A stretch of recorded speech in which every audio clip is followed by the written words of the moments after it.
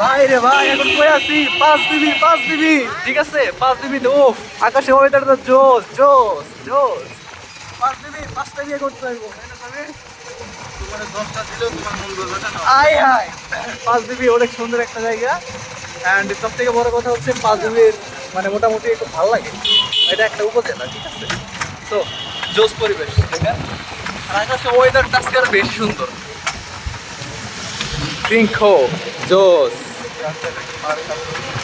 আর এখানে একটা উন্মুক্ত মানে এই পাশে একটা উন্মুক্ত পার্ক আছে, বুঝছেন? তো পার্কটার নাম দেবেন কি রে?